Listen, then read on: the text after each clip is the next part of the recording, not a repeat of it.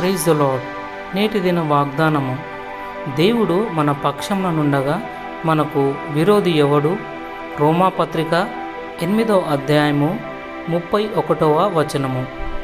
పరిశుద్ధ బైబిల్ గ్రంథంలో ఇటువంటి ఘోరమైన పరిస్థితులను ఎదుర్కొన్న ఒక వ్యక్తిని గూర్చి ప్రస్తావించబడింది. యాకోబు తన కుమారుడైన యోసేపు దుష్ట మృగము చేత చీల్చబడనని నమ్మాడు. తన కుమారుడైన షిమ్యోను పరదేశంలో బందీగా ఉంచబడ్డాడు. అంత మాత్రమే కాక తన కుమారుడైన బెన్యామీనును కూడా అతని వద్ద నుండి తీసుకొని పోతారని, ఇవన్నీ నాకు ప్రతికూలంగా ఉన్నవి అని వారితో ప్రలాపించాడు. అయితే అలా జరగలేదు. తన కుమారుడైన యోసేపు ఇంకా బ్రతికే ఉన్నాడని, వారి కుటుంబాన్ని తిరిగి సమకూర్చాలని దేవుడు తెర వెనుక తన కార్యం చేస్తున్నాడని యాకోబుకు తెలియదు. మన జీవిత పరిస్థితుల్లో కూడా ఆయన హస్తాన్ని మనం చూడనప్పటికీ ఆయన ఎంతైనా నమ్మదగిన వాడని మనకు గుర్తు చేస్తుంది. ప్రార్థన.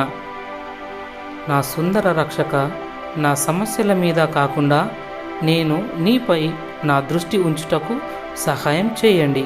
ఎల్లప్పుడూ నీవు నమ్మదగిన వాడవు. యేసయ్య నామంలో ప్రార్థిస్తున్నా తండ్రి. ఆమెన్.